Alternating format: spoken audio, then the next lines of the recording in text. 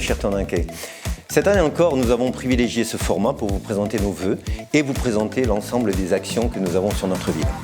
Alors ces actions, je le dis et nous le disons, sont collectives bien entendu. Ce sont des actions qui sont travaillées et menées avec les élus, avec mes collègues élus et les agents de la collectivité. Voilà, alors tout au long de la journée, nous allons vous présenter l'ensemble de ces projets et vous verrez que nous sommes dans une dynamique, dans des actions collectives où vraiment nous nous engageons pour notre ville. Je vous propose de me suivre tout au long de la journée et nous allons débuter par la rue Courteline et la rue Ségala avec mon collègue Jean-Pierre Landa qui nous attend sur place. Salut Jean-Pierre. Nous y allons, on y va. On va au chantier de centre-ville, on va vérifier les travaux. Bonjour. Bonjour Guy. Je vous présente ici les travaux de cœur de ville, de centre-ville que nous avons engagé déjà depuis plusieurs années. Nous sommes à la troisième phase du projet dit Carl, projet qui reprend l'ensemble de notre centre-ville. Alors nous sommes dans cette troisième phase qui est la rue Courteline, la rue Ségala, pour un montant d'à peu près 700 000 € et nous continuerons après par le cours de la Bélanus et le projet tout au long du cours de l'Isère qui sera effectué dans les prochaines années. Jean-Pierre, nous en sommes où ?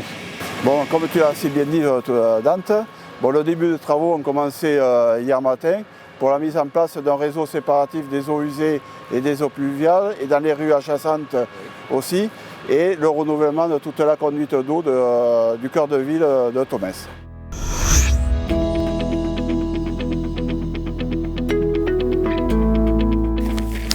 Vous voyez, le projet de gendarmerie est bien avancé, a démarré depuis le mois d'octobre. Là, nous sommes aujourd'hui dans les premières phases de la construction. Alors ce projet est un projet important parce que 45 familles de gendarmes arriveront ici d'ici la fin de l'année 2022 sur un projet de près de 14 millions d'euros. Et ce projet est important parce qu'il est collaboratif. Il est collaboratif entre Habitalis, qui est le porteur de projet, le département qui a garanti l'emprunt, la gendarmerie bien entendu qui sont les usagers et la ville de Tonneins qui a apporté ces 2,5 hectares à l'euro symbolique. Voilà, donc c'est important, c'est l'économie, c'est le commerce, ce sont les écoles. Et c'est aussi cette image que l'on a, cette image certes peut-être sécuritaire dont on a besoin, mais cette proximité avec la gendarmerie dont on a besoin.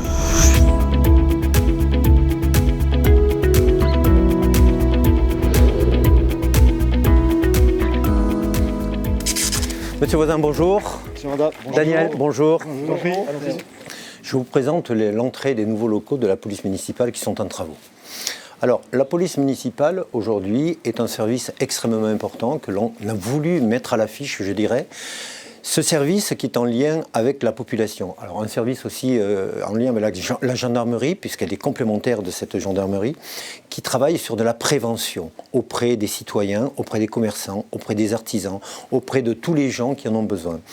On est sur notre ville, comme sur beaucoup de villes aujourd'hui, en face de certaines incivilités et notamment des ordures ménagères que l'on retrouve un peu partout. Donc leur rôle et votre mission aussi, en plus du reste, c'est d'aller auprès des citoyens pour leur dire, leur demander de rentrer leurs poubelles quand il le faut, de nettoyer dans leurs portes s'il le faut. Chers collègues, bonjour. Donc là, je vous présente donc le nouveau service France Service.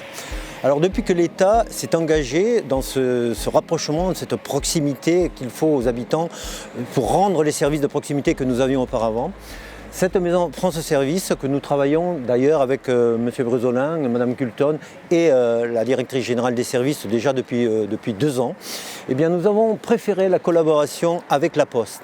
Alors pourquoi avec la Poste ? D'abord parce que ça pérennise notre poste qui est vraiment un service de base essentiel à la population et qui a du personnel qui s'est formé France Service aujourd'hui. Ça veut dire que tous les services que nous avions autrefois au niveau des impôts, au niveau de la CAF, au niveau de la MSA, eh bien vous pouvez, n'hésitez pas à venir ici, vous trouverez des agents formés qui répondront à vos questions, surtout aujourd'hui dans tout ce qui est services en ligne.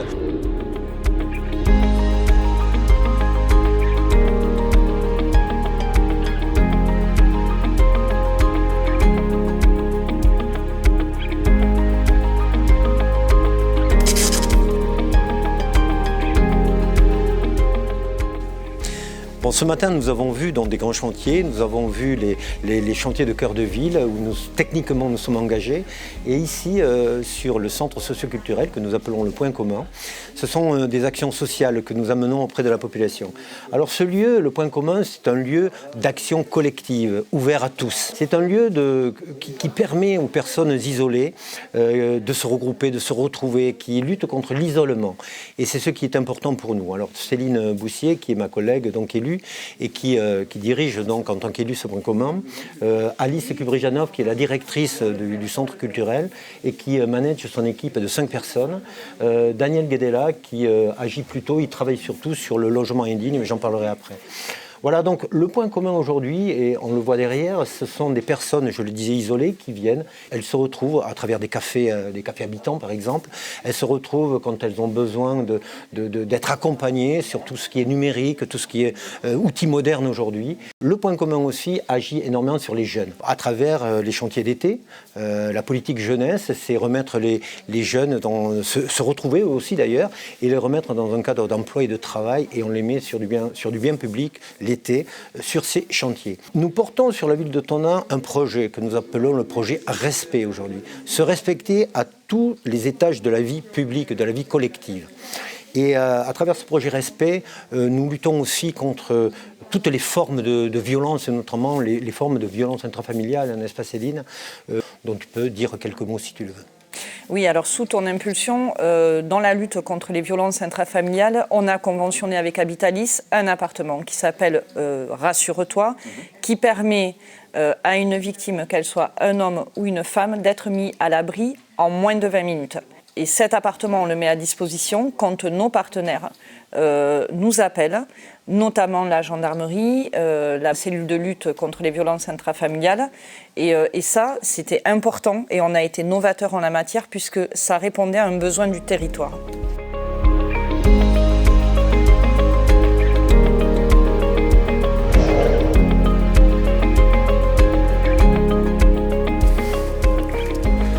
Bonjour Jacques. Tu vas bien ?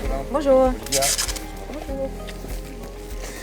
Bien voilà, nous sommes ici sur le pôle de santé qui est composé de la maison de santé. Et vous avez ici, sur cette façade, vous avez le centre de santé qui a des médecins salariés aujourd'hui, qui sur le territoire est absolument nécessaire. Vous savez que la désertification médicale fait que nous manquons dans nos territoires ruraux de ce service de base à la population qui est l'offre médicale de base, hein, en l'occurrence les docteurs généralistes. Voilà, je suis donc là aujourd'hui avec ma collègue Claudia Fazi qui s'occupe de santé au niveau de la commune de Tonneins, Marilyn Tamizé qui travaille avec les personnes âgées sur Tonneins et Jacques Talec qui lui est notre médecin coordonnateur au niveau du centre de santé. Bien, le centre de santé du bassin Tonninquet est régi par un système associatif. Toute l'équipe des bénévoles de l'association et moi-même, nous allons faire tout notre possible pour faire tourner ce centre afin que les Tonninquais puissent avoir un accès aux soins tout à fait correct.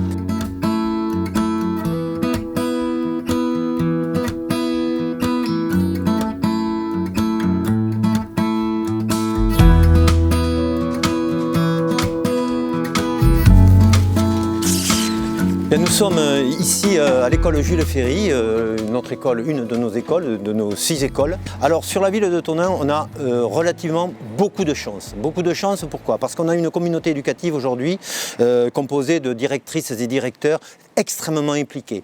Nous sommes dans un réseau d'éducation prioritaire qui est piloté par un directeur d'école qui s'appelle M. Tarillon et qui fédère l'ensemble de cette communauté éducative. J'ai un adjoint, Louis Brézolin, mon adjoint qui s'occupe donc de toutes les affaires scolaires et qui est un ancien instituteur, un ancien directeur d'école, notamment de cette école, et qui lui aussi pilote l'éducation d'une manière extrêmement professionnelle.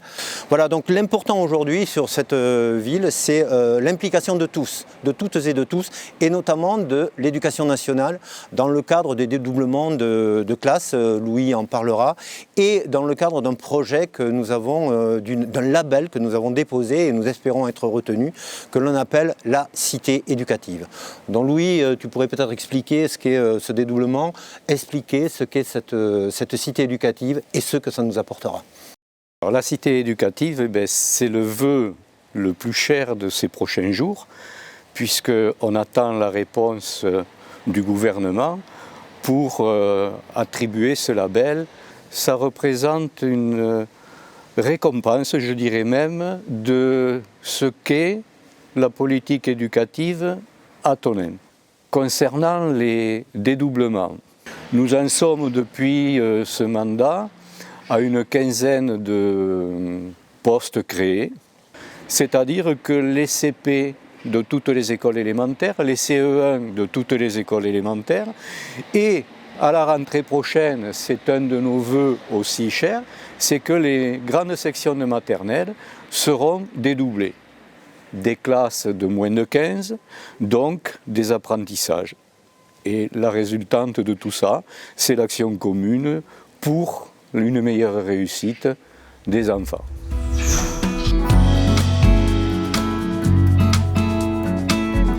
Bon, Agette, nous sommes donc devant la manufacture des tabacs. C'est l'histoire de notre ville qui demain sera le futur de notre ville. Alors le projet aujourd'hui est bien avancé, très avancé d'ailleurs, puisque nous avons pour projet de démolir une partie de ce monument pour le rendre à taille humaine. À savoir la partie nouvelle, qui a pour projet d'être démolie avec un beau parking et espace vert, et cette partie patrimoniale, nous voulons un mélange de vie à l'intérieur, et notamment avec Ange, un pôle culturel important que nous voulons créer à l'intérieur. Mais monsieur le maire, je pense que c'est un projet de grande envergure, il suffit de regarder. Un projet qui sera aussi un projet de longue haleine, mais quand nous serons arrivés au bout de ce projet, et nous arriverons au bout c'est sûr, il marquera non seulement le renouveau de la Manu, le renouveau du quartier, mais le renouveau d'un Tonneins. Et il sera le symbole de ce Tonneins dont nous avons rêvé, un Tonneins dynamique et attractif.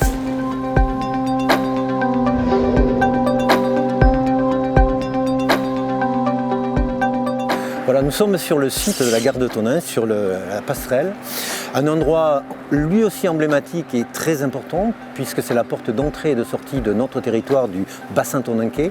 Nous avons détaillé toute la journée l'ensemble des actions que nous avons en cours et à venir sur notre ville, sur le bassin tonninquais.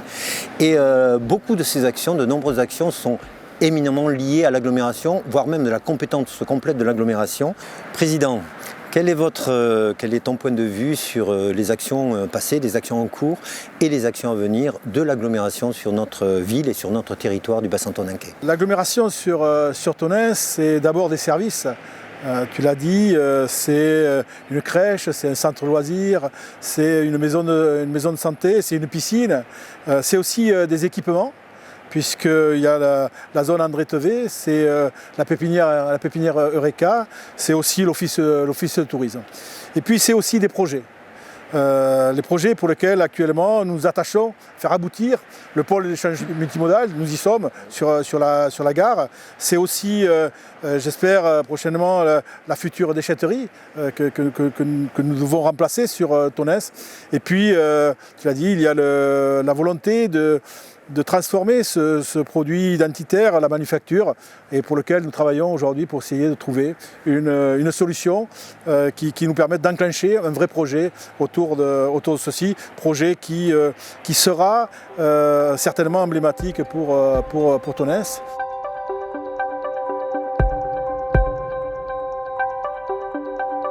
Ce projet de pôle multimodal, c'est de nouvelles modalités.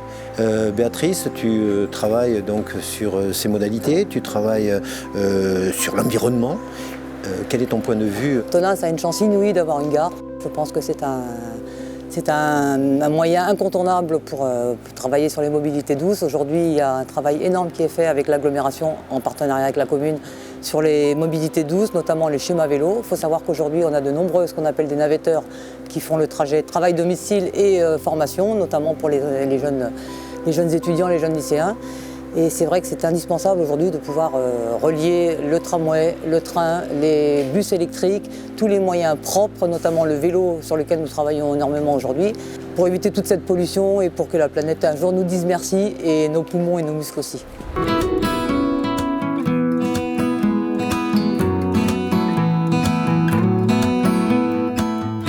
Voilà, nous sommes donc dans une des artères principales de la ville, Marion, de la gare jusqu'à la Garonne, l'axe Gare-Garonne, sur lequel nous développons tout ce qui est commerce, tout ce qui est attractivité de la ville. Donc on a déjà mis de la couleur sur la ville à travers les parapluies, et dans le cadre de notre projet Nouvelle-Orléans, eh bien, les propriétaires, les commerçants mettront de la couleur sur leur façade. Donc ton rôle de manager de centre-ville aujourd'hui, c'est d'animer tout ce quartier, d'animer ces deux rues, de manière à terme à arriver à une rue extrêmement colorée, extrêmement dynamique. On a mis en place aussi, donc avec Mathieu, notre collègue, Maryse et Jean-Marie, des actions en faveur du commerce de centre-ville pour revitaliser ce cœur de ville et ce centre-ville. Eh bien, oui, notre cœur de ville est une priorité pour dans nos travaux, nos actions, et surtout de prendre soin de nos commerçants et de les aider à travers des aides, notamment notre dispositif d'aide au loyer, pour les aider à s'installer et à pérenniser notre cœur de ville et tous nos commerces de proximité.